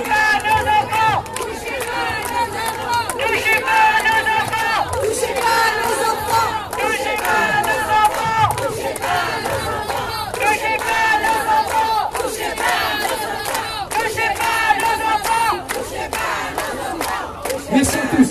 Voilà, on va laisser la parole à Nicolas Lefebvre, je crois que tout le monde le connaît, de Ponsens. Voilà, 5-10 minutes, Nicolas, un exercice, oui. Je suis jamais bon. Bonjour à tous. Alors j'ai tout ça à lire, c'est pas vrai. Alors ici, je suis président de l'ASBL Bon Sens Belgique. On est apparu quand il y a eu la crise Covid par rapport aux politiciens et à l'OMS qui a déclaré une pandémie mondiale qui a fait des milliards de morts. Et donc, puis après, ils ont injecté les gens. Et justement, les graphiques montrent que la population elle commence à diminuer suite à l'injection et pas suite à la maladie. Donc, on est très mal vu du politique qui a dépensé aussi des milliards d'argent, notre argent, que nous avons su gagner un sueur de notre fonds.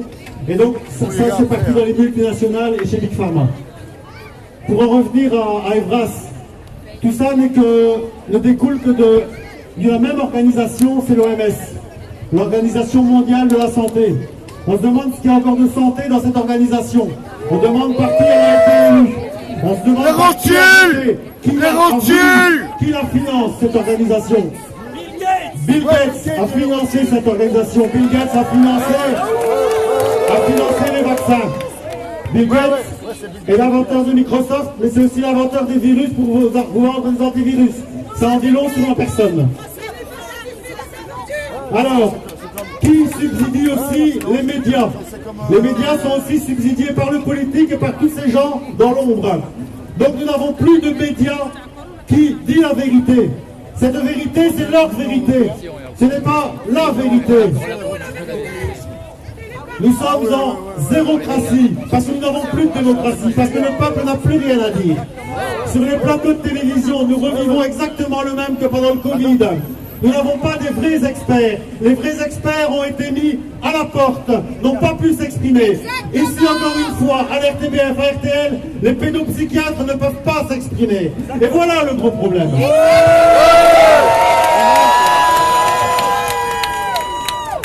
Alors, bizarrement, le problème de la population, c'est que nous ne sommes pas riches. Et nous sommes de moins en moins riches avec tout ce qu'ils nous font payer. Et le gros problème, c'est que la liberté et les avocats ils ne sont pas accessibles à nos bourses. Il est impossible de se payer des avocats à 250 € de l'heure, alors que eux, avec nos impôts, se payent des avocats à 500 € de l'heure. Voilà le problème. La justice doit être gratuite pour le peuple.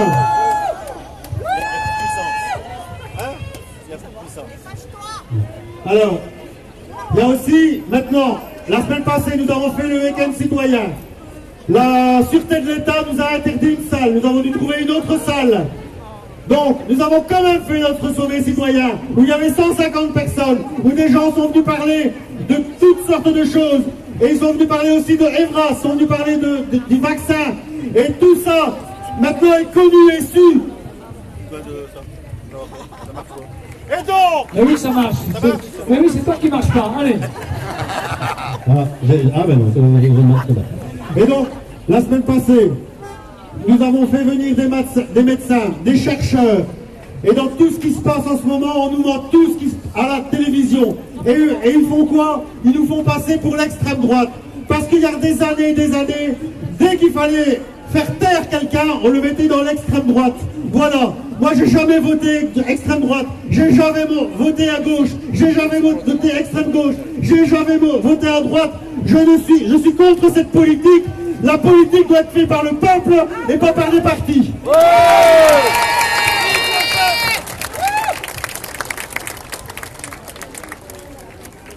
On est tous experts de notre vie. On sait tout faire, nous. On sait enseigner, on sait fabriquer des routes, on sait soigner, on sait tout faire, on sait fabriquer des voitures. Ces gens-là ne savent rien faire. Rien faire. À part dépenser notre argent, ils ne savent rien faire. La seule chose qu'ils savent faire, c'est faire des réunions entre francs-maçons pour gagner encore plus d'argent sur la sueur de notre front. Alors je vais finir pour laisser la place encore à d'autres personnes. Notre ASBL a fait appel à des juristes et des avocats qui travaillent bénévolement pour nous. Et c'est très rare et il faut les féliciter. Merci.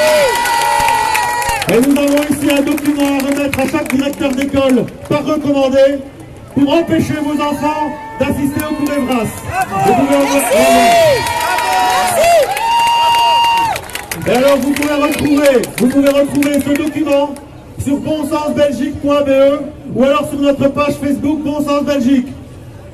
Chaque jour, à la RTBF, on nous traite de fachos et d'extrême droite.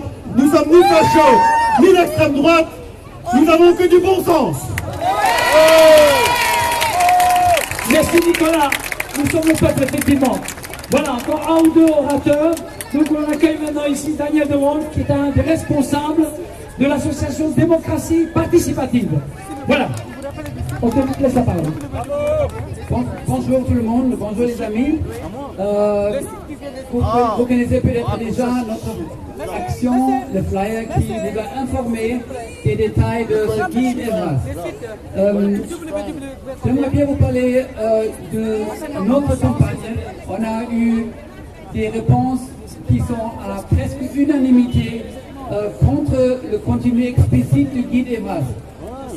Pas de problème, on se dit voilà, on va envoyer les résultats aux politiques et on leur demande de modifier le guide. C'est aussi simple que ça. Pourquoi pas se mettre autour de la table avec un pédopsychiatre, avec des professeurs, avec les parents et on discute. Donc à ce propos, on a envoyé une lettre au Premier ministre Alexandre De Croo et au ministre Caroline Désir et Christine Montréal. Et pas de réponse. Au lieu de ça, on a eu des articles de la presse qui sont plutôt étonnants. Il faut savoir que les guides Evras qui existent pour le moment, qu'est-ce qu'on fait avec? On le jette à la poubelle, à la poubelle, à la poubelle, à la poubelle, à la poubelle, à la poubelle, à la poubelle, à la poubelle. Donc, encore une fois, je répète l'invitation des collectifs de créer une table ronde avec des experts, avec les parents, avec les pédopsychiatres et on discute le contenu de ce guide et on rectifie le coup qui est mal parti. Donc, voilà, mais il faut pas aller à un certain moment. Et si la porte vers la politique ne s'ouvre pas, alors je vous invite de résister. Résistance! Résistance! Résistance! Résistance! Résistance! Résistance!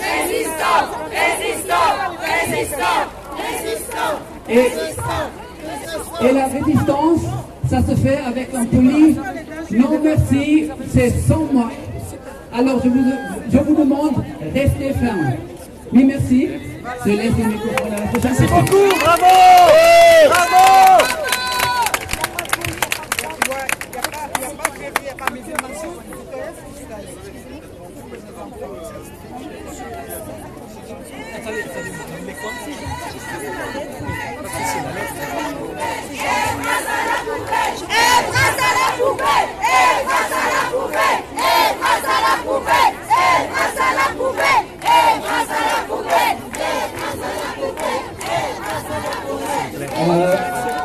Bonjour à tous, est-ce que vous m'entendez bien comme ça? Bonjour, je m'appelle Olivier, je me présente ici devant vous à Bruxelles en tant que papa, juste ça, juste comme papa, donc je n'ai pas... Bravo Olivier, on applaudit! Bravo Olivier! Alors j'ai absolument pas l'habitude de prendre la parole comme l'ont fait les personnes avant moi, donc vous m'excuserez si je tiens mes notes devant moi et si je vais les lire. Merci à l'organisation de permettre ça, de permettre à un papa, à un citoyen ordinaire, de s'exprimer démocratiquement et pacifiquement qui plus est. Et je dirais même au même micro que le docteur Wargers, qui est toujours impressionnant. Ce que j'ai à dire, c'est autant pour les médias, pour nos ministres, que pour vous qui êtes déjà ici, pour la même raison que moi. Soyons tous dans nos paroles dignes, en pleine conscience, ancrés, fiers, en connexion avec notre corps. Soyons factuels, vérifions nos sources d'information. Pensez que notre opposition alimente le système. Ce que je veux dire, c'est que sur Evras ou sur d'autres choses, chaque fois qu'ils le peuvent, les médias et les politiques reprendront contre vous, contre nous, notre parole, pour la déformer, la discréditer Alors pensez aux accords Toltec, que votre parole soit parfaite, ne faites jamais de suppositions et faites de votre mieux. Ouais. Nos ministres, qu'ils soient premiers de l'enseignement ou de l'enfance, nos médias mainstream, principalement la RTBF, nous ont catalogués tous d'extrémistes de droite, de religieux conservateurs, de complotistes, d'anti-vax, d'anti. Bref, si ça survient vite de nous coller une étiquette jugeante et culpabilisante, que pour nous discréditer, excusez-moi, ils le font pour que personne ne nous écoute. Je crois que le qualificatif le plus utilisé pour discréditer une personne aujourd'hui est de la qualifier d'extrême droite. Nous, parents, citoyens, mais aussi les psychologues, et je cite notamment Ariane Biloran, pour ne citer qu'elle, nous sommes blasphémés. Je commence donc à préciser ce que je suis. Je suis un papa ordinaire et aimant pour son enfant. Je déclare à ce micro que je n'ai aucun conflit d'intérêt, hormis avec mon enfant. Je ne suis aucun culte religieux ni du milieu catholique conservateur, et je n'adhère absolument à aucun parti, et donc a fortiori à aucun parti extrémiste. Je défends la liberté, et je me bats pour ça, et contre le totalitarisme, dont de nombreux actes politiques aujourd'hui prennent la connotation depuis 3 ans. Je dénonce les incendies des écoles. Je suis pas très loin de la région de Charleroi, qui ne servent finalement que l'État.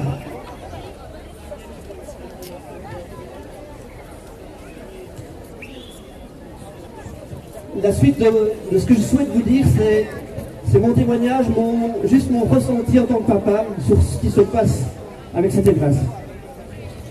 Bénédicte Linard, la ministre de l'Enfance, de la Santé et des Médias, c'est une belle association, a déclaré, je cite, « Les parents qui sont contre Evras le sont car leur premier clic de souris à propos d'Evras a été fait sur des sites extrémistes, complotistes ou religieux radicaux qui pratiquent la désinformation. » C'est faux! Désinformation, Madame la Ministre.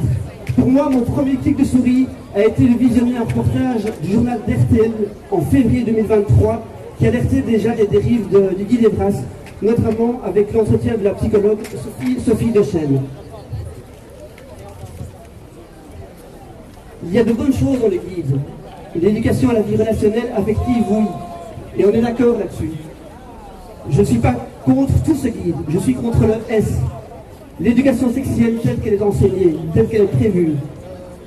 Je vais juste essayer de présenter, mais je serai peut-être long, je ne sais pas, 5 points qui pour moi présentent quel est ce guide. Le premier point pour moi, c'est la motivation qui le justifie. La ministre de l'Enfance, Bénédicte Linard, toujours nous dit, écoutez, c'est vraiment d'un haut niveau. C'était donc sur RTL il y a 3 semaines, l'émission C'est pas tous les jours dimanche. Il y a des questions qui se posent vraiment dans les cours de récré où des enfants sont mal à l'aise parce que soi-disant notre société assigne des rôles. Un garçon doit jouer au foot, une fille à la poupée. Ça crée parfois encore des moqueries, des questions. Et le guide dit aux adultes, si les enfants posent ces questions, voici une façon de leur répondre. Madame la ministre, voilà comment vous justifiez le besoin d'avoir un enseignement sur la sexualité et des animations Evras par des professionnels externes. Nous sommes bien d'accord sur le fait d'apprendre le respect vis-à-vis d'une fille qui joue au foot et vis-à-vis d'un garçon qui joue à la poupée. Là, ok. Mais c'est ça votre justification pour un enseignement à la sexualité en primaire?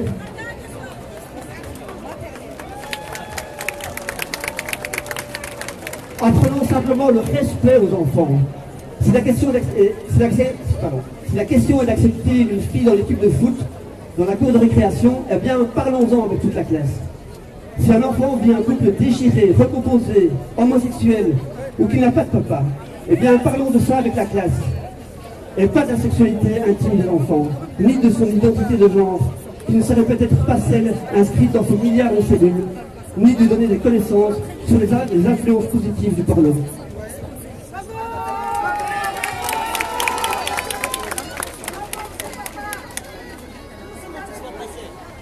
Le deuxième aspect que je veux aborder, c'est l'objectif qui, pour moi, tend derrière cet ouvrage. Un des partenaires du projet Evras sur les plateaux télé est Lionel Rubin. J'adore quand je le vois, j'ai épousé des critères. Il est chargé de recherche au Centre d'Action Laïque. Dans l'émission Ce n'est pas tous les jours dimanche, diffusée sur RTL, il disait aussi ceci à propos du guide Evras, et c'est fondamental de s'arrêter sur ces paroles. Je le cite. Ce guide dit aux professionnels de l'éducation, à partir de cet âge-là, vous êtes susceptibles d'entendre ce genre de propos des enfants. Donc si je comprends bien, Evras est un guide qui recueille les questions que les enfants se posent. Très bien, ben, si on s'arrête là, M. Rubin, je ne vois pas l'intérêt des guides. Madame la ministre de l'Éducation ne dit pas exactement la même chose que vous. Elle dit que c'est un guide pour répondre aux questions que les enfants se posent. LOL. Ce guide est tantôt un recueil de questions, tantôt un recueil de réponses. Et au final, il est compliqué de savoir ce qu'il est pour vous, ce guide. Je ne sais pas si beaucoup d'entre vous l'ont lu.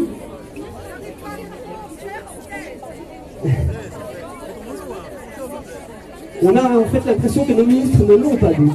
C'est sidérant. En fait, il ne s'agit ni de questions, ni de réponses. Ouvrez le guide de 300 pages, c'est sidérant. Il ne parle nulle part de questions que les enfants se posent. Il est présenté comme un support de cours. Le guide est présenté sous forme de tableau par tranche d'âge et par thème, en termes d'objectifs, d'attitude et de savoir. C'est un enseignement. Ce ne sont pas des questions et des réponses, c'est un enseignement. Un troisième aspect que je veux évoquer, évidemment, le fait que Evras présente des apprentissages et des savoirs dans le domaine de la sexualité qui ne doivent pas être abordés aux enfants de primaire. Le docteur de Guarguer a bien établi tout ça.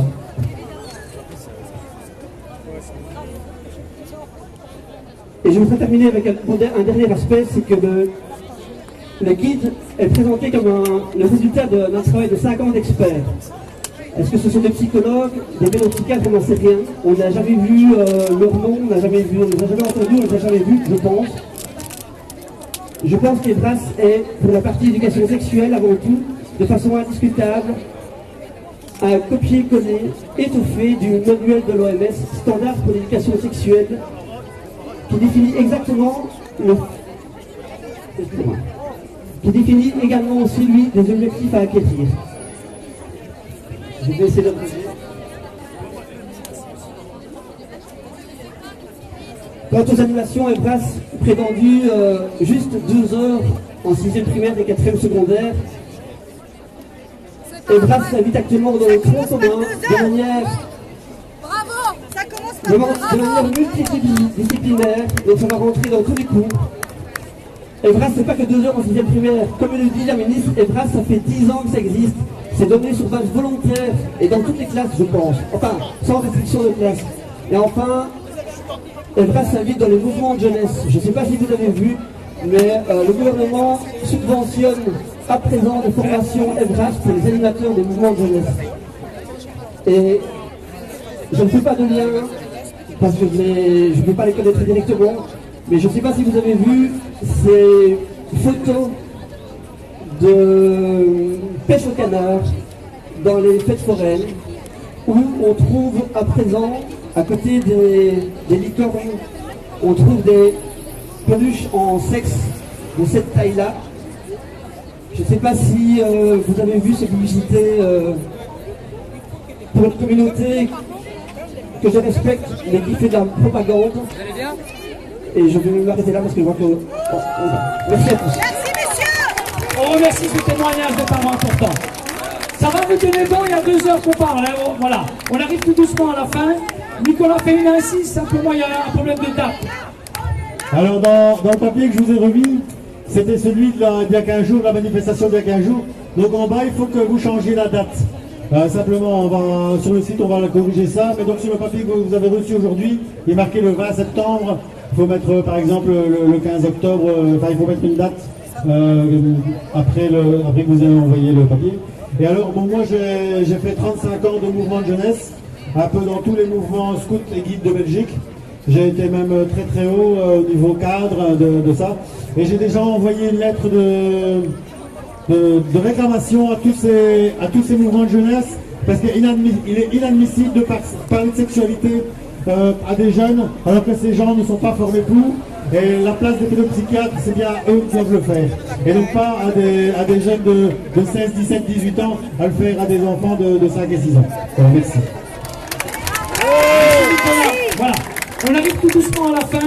Voilà, un témoignage, une dame ici, on prend aussi des personnes un peu qui nous viennent. Hein. On essaie d'être un peu interactif. 2-3 minutes. Oui. 2-3 minutes, voilà, une petite réaction. On vous écoute. Alors, je m'adresse tout à fait précisément. Juste un petit message. On vient de trouver ici un terrain. Voilà, vous le voyez, attendez.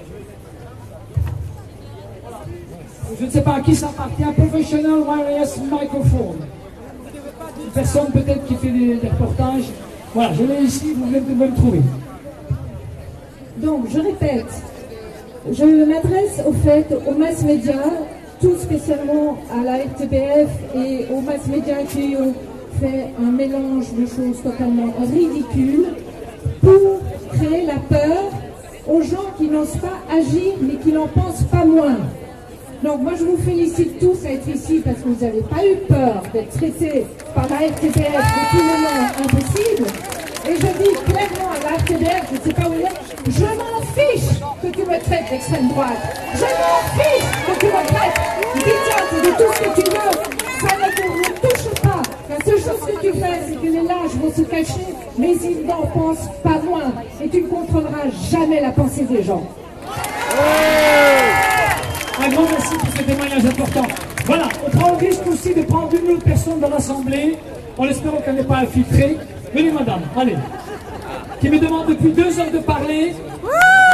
Elle veut parler avec son cœur pour ses enfants. On lui 2 minutes, madame, 2-3 minutes. Ben voilà, moi je suis artiste, je fais des animations pour les enfants. Il y a un mois, j'ai vu des enfants, 5 enfants perturbés. Vous savez quoi? À l'école, ils ont été à l'école, il y a une petite fille. Ils ont coupé 2 heures de sexe parce qu'elle n'a pas voulu. Ils l'ont mis dans un coin avec les mains sur la tête. Il y a un gamin qui peut perturber. Je dis pourquoi? Vous savez quoi? Il disait, on est aussi la masturbation. Et des petites filles qui étaient infectées. Vous savez quoi? Au tableau, on a appelé un garçon, une fille. Vas-y! Et la petite fille était irritée. Et une petite fille musulmane qui est pleine de sang. Vous savez quoi? La voisine dit oui, elle avait ses règles. Non, ils font du mal. J'ai vu des enfants, vous savez ce que les profs disent aux enfants? Tais-toi, la petite fille qui était punie dans le coin. Tu dis rien, la petite fille était perturbée. Elle ne dormait plus, elle faisait des cauchemars. Vous savez ce qu'il y a eu alors? Elle était chez la pédopsychiatre.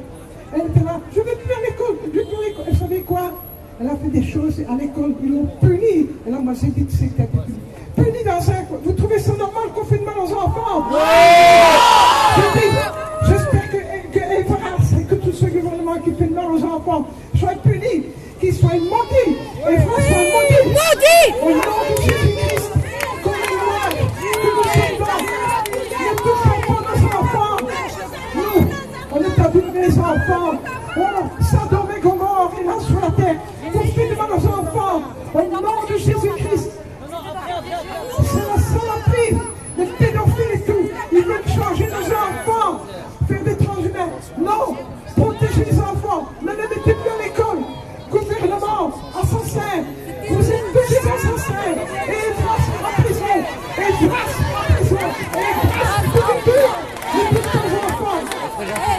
Un grand merci, merci beaucoup, merci.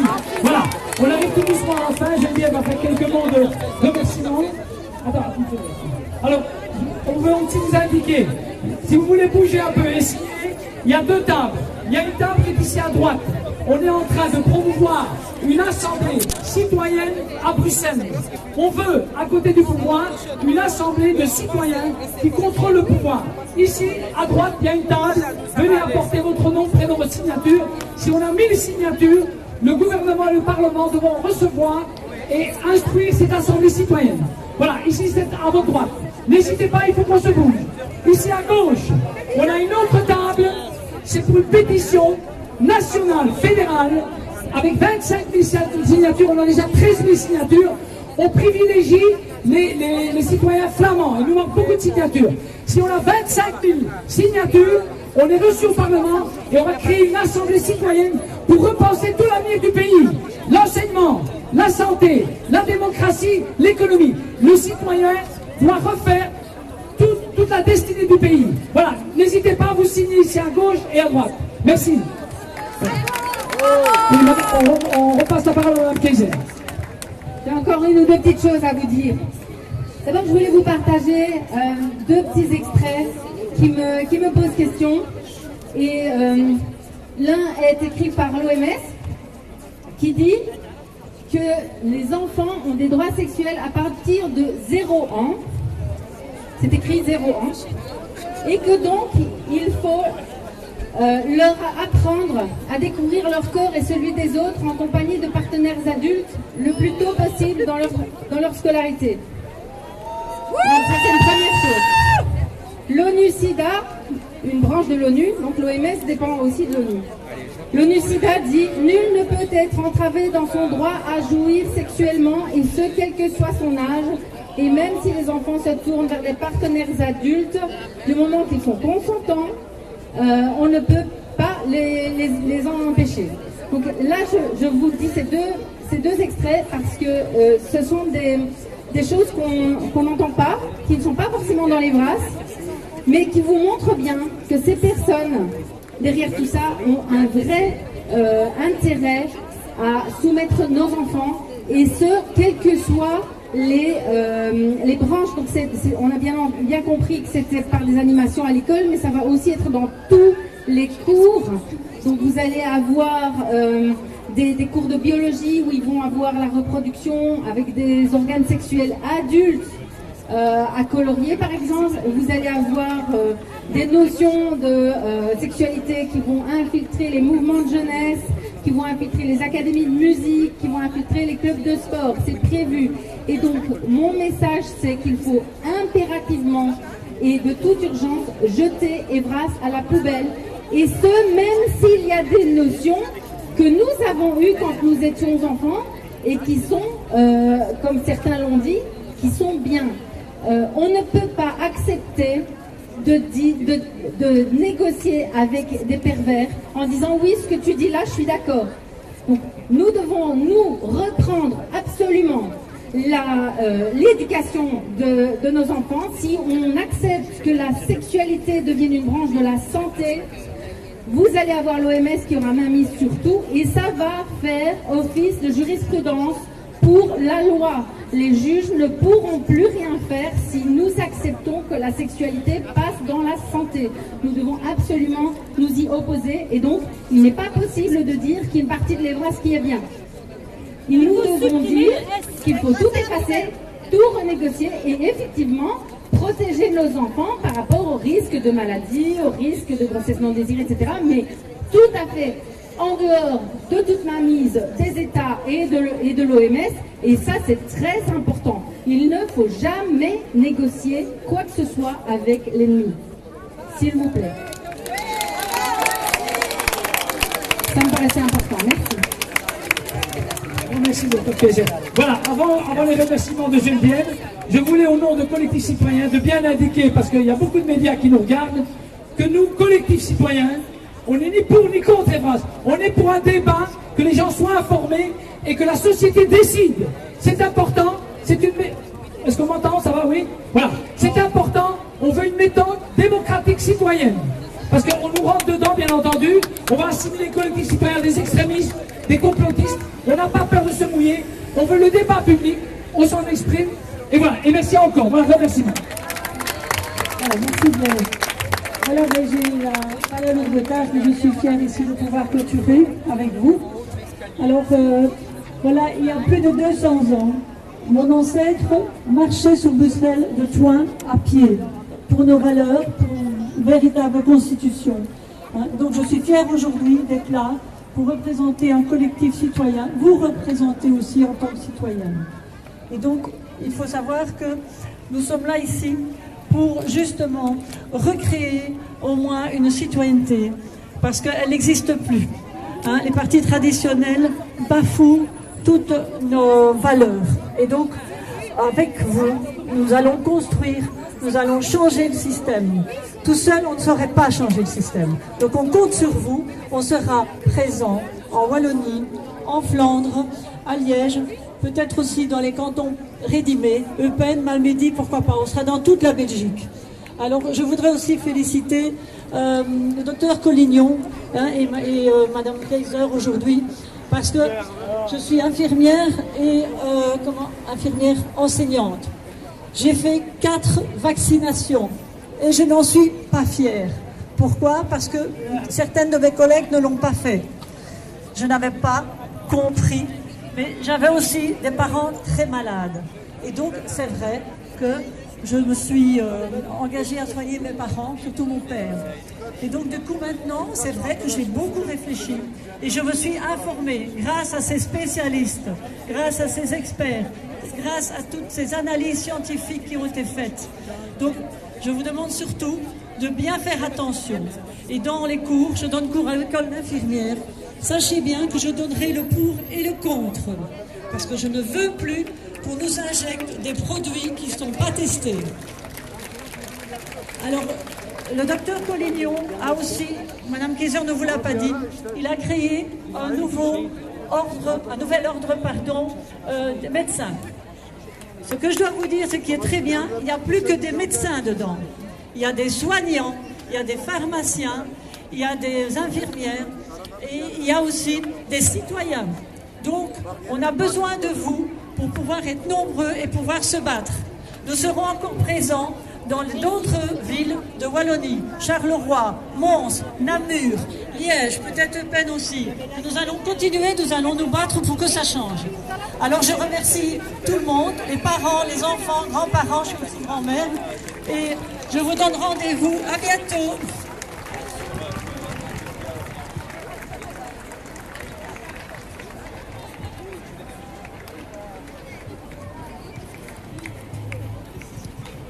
Bonjour à tous.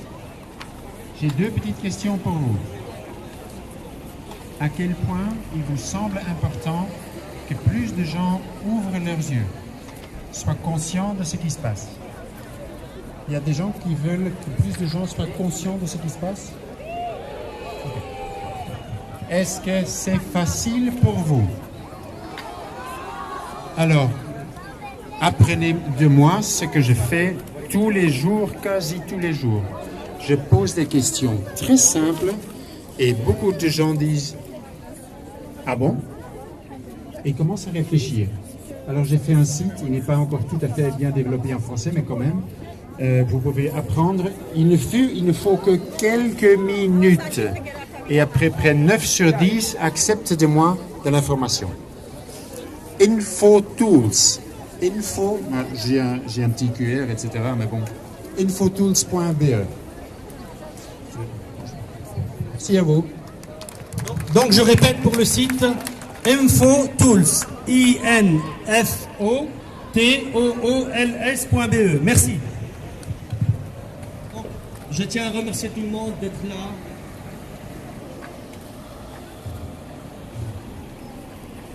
Sur les plateaux de TFM, comme un peu partout. Bon, je tiens à remercier tout le monde qui était présent aujourd'hui.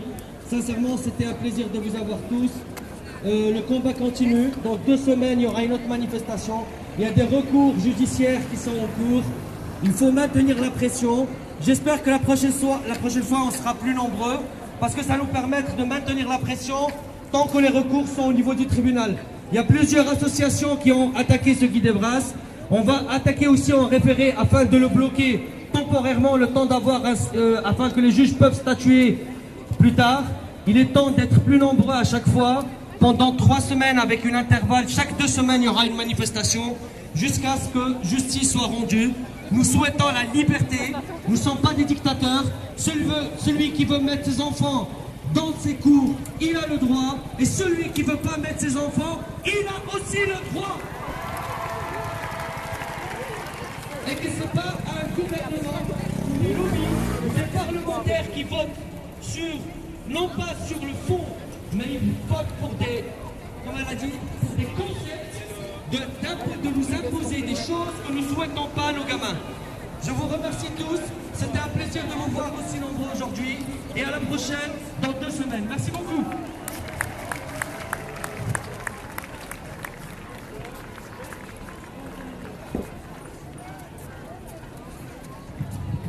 oui, une dernière chose. Le 5 octobre, il y a notre Van Quickenbach. Ja, we gaan hier bijna afsluiten. Welkom bij V-Media. We gaan richting huis. We waren daar net live. Maar in 2 weken is er terug een actie hier in Brussel. Aangekondigd omtrent dezelfde materie. Vandaag heel veel professionals aan het woord, maar ook bezorgde ouders en grootouders. Meer informatie binnenkort op V-Media. Dank u wel om te kijken en te delen en te liken. Hier live op Facebook. Ik ben Veerle voor V-Media. Graag tot op zijn minst binnen 2 weekjes hier terug live in Brussel. En de actie eindigt hier op dit moment. En het eindigt met Evras in de vuilbak. Evras poubelle betekent Evras in de vuilbak.